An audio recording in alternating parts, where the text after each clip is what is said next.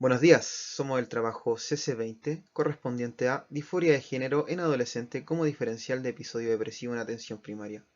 Las personas incluidas en este caso clínico fueron Laura Leiva, Camila Tavilo, Camila Tapia y quien les habla como autor responsable, Kevin Cleveland. Los médicas acompañantes en este caso fue Valentina Graciano y Stefan Hofmeister. Pertenecemos a la Universidad de Santiago de Chile y el caso fue desarrollado en el CEFAM de Lo Prado. Como hoja de ruta vamos a presentar el caso, dar algunas aproximaciones teóricas hacia la disforia de género, hablar sobre los criterios diagnósticos del DSM-5, discusión en torno al caso presentado, las conclusiones y finalmente los desafíos que presentamos como profesionales de salud. El caso en cuestión: paciente femenina de 11 años consulta en CEFAM de Lo Prado por síndrome depresivo leve en psicoterapia. Se deriva a médico a los 13 años por agudización de síntomas. Refiere insomnio de conciliación, baja de apetito y ánimo significativo, sin suicidalidad. Estudio orgánico negativo. Se inicia melatonina 3 mg noche y sertralina 50 mg día. Esta última sin adherencia por aprensión materna. En control posterior relata confusión con pronombre y género hace 2-3 años. Siente identidad transmasculina. Refiere disforia leve mayormente cuando dicen su nombre en clases. Se realiza contención y educación sobre género. Por el momento no desea procedimientos de transición, pero agradece la orientación.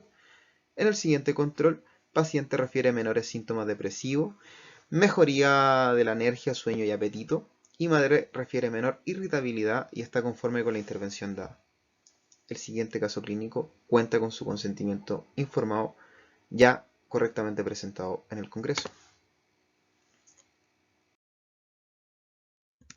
Por tanto, a propósito de la disforia de género, como definición, entendemos que es un término diagnóstico al interior del DSM-5 y la disforia de género corresponde al malestar psicológico ante la incongruencia entre el género sentido expresado y el asignado biológicamente.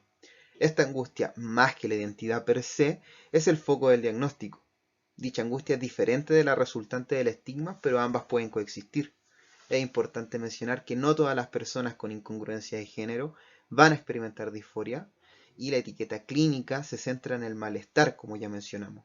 Y este malestar depende en gran medida más de factores externos que internos, como lo son la red social, la red familiar, el entorno sociocultural, entre otros. Como epidemiología, tenemos que mencionar que la prevalencia varía en cada territorio y, por ejemplo, en ambientes donde se condena el tránsito en la construcción de la identidad de género, se tiende a subvalorar e infradiagnosticar.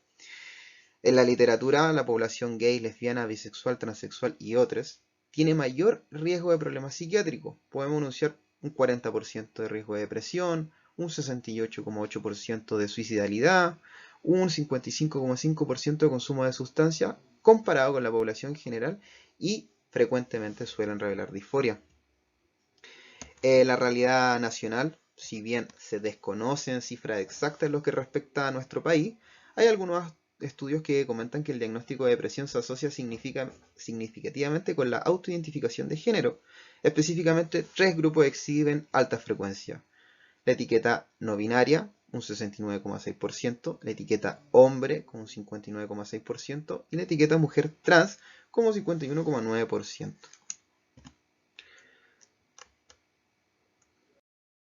Como criterios diagnósticos del DSM-5 encontramos criterios para niños y niñas y, por otro lado, criterios para adolescentes, adultos y adultas, siendo en niño o niña una marcada incongruencia entre el sexo que uno siente o expresa y el que se le asigna, con una duración de 6 o más meses manifestada por 6 o más de las características descritas en el cuadro, donde debe estar presente el poderoso deseo por el otro género.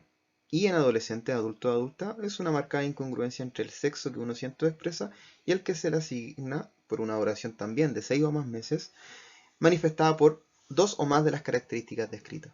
En segundo lugar, como ya mencionamos, la angustia o el malestar clínicamente significativo en área del desarrollo es el foco diagnóstico. Y, en tercer lugar, siempre se debe especificar cuestiones como trastorno del desarrollo sexual y, en adolescentes y adultos o adultas, ver si hay procesos de transición.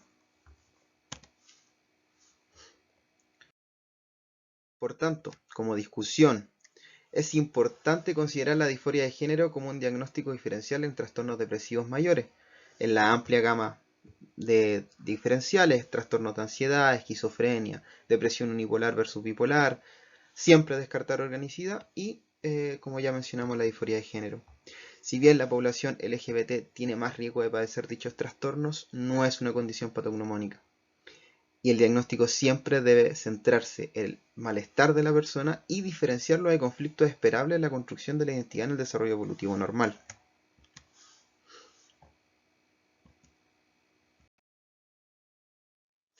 Por lo tanto, la comprensión biopsicosocial del malestar es importante. Los trastornos mentales y disforia podrían ser consecuencias del rechazo social y estresores vinculados a identidad de género, que deterioran la salud con el tiempo. En la literatura se enuncia que dichos trastornos mentales y disforia podrían ser consecuencias del rechazo. Además, tenemos factores protectores y de riesgo. Como factores de riesgo, los más enunciados son el estatus de minoría sexual, el rechazo familiar y la victimización homofóbica. Como factores protectores, los más importantes son la aceptación familiar y el ambiente de seguridad escolar.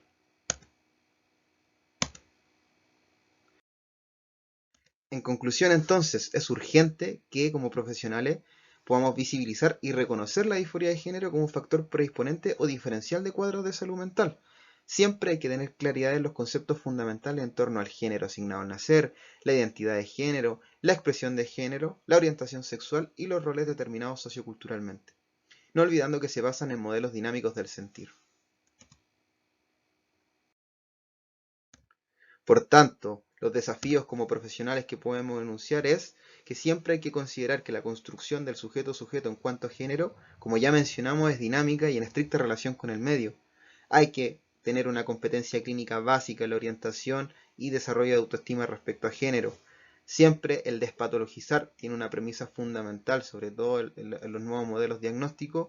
No obstante, siempre se debe acudir al análisis del malestar clínicamente significativo en las áreas del desarrollo social, cultural, escolar, etc. Y el abordaje debe ser centrado en la persona y en su vivencia afectiva, con un acompañamiento y orientación integral. Acá tenemos el famoso esquema de Gender Bread Person, que nos permite tener esta comprensión de los conceptos, saber que la identidad no es lo mismo que la expresión de género, que el sexo, que la orientación sexual, y que es un modelo dinámico y en contexto de un medio y en constante desarrollo. Acá tenemos la bibliografía con la cual se desarrolló este trabajo. Muchas gracias por su atención.